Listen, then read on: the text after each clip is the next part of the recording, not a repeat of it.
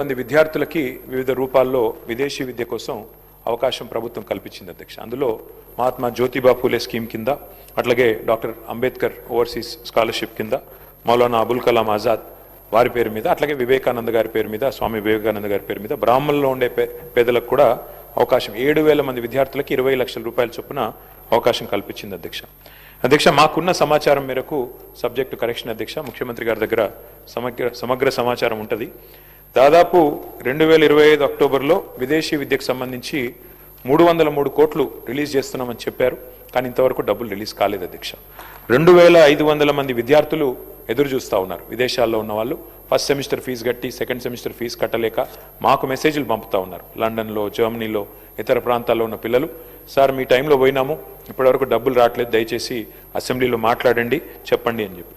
అధ్యక్ష, ఒక రిక్వెస్ట్ గౌరవ ప్రభుత్వంతో, గౌరవ ముఖ్యమంత్రి గారితో, ఇది టాప్ ప్రయారిటీ కింద తీసుకొని గ్రీన్ ఛానల్లో పెట్టినట్టయితే లాభం జరుగుతుంది అధ్యక్ష. ఎందుకంటే మేము అడిగేది ఏది గొంతెమ్మ కోరిక కాదు, ప్రభుత్వ స్కీమ్. మీరు చెప్పిన మాట అధ్యక్ష, మౌలానా అబుల్ కలాం తాలీమే తోఫా అన్నారు అధ్యక్ష, ఇంతవరకు అది అమలు కాలేదు. అట్లాగే 10th పాస్ అయితే 10,000, 12వ తరగతి పాస్ అయితే 15,000, డిగ్రీ పాస్ అయితే 25,000 అన్నారు. మేము వాటి గురించి కూడా మేము గుర్తు చేస్తూ ఉన్నాం ప్రభుత్వానికి, అవి కూడా మీరు దయచేసి కన్సిడర్ చేయండి. కానీ ఇవాళ ఈ పిల్లల పరిస్థితి ఎట్లా అయిందంటే అధ్యక్ష, అన్నవస్త్రం కోసం పోతే ఉన్న వస్త్రం పోయినట్టు ఇవి క్యాన్సిల్ అయినాయి అధ్యక్ష. దయచేసి డబ్బులు వెంటనే రిలీజ్ చేసి గ్రీన్ ఛానల్లో పెట్టి ఈ పిల్లలందరినీ కూడా దయచేసి ఆదుకోండి, వారి విద్య ఆగకుండా చూడండి అని చెప్పి ప్రభుత్వానికి తమ ద్వారా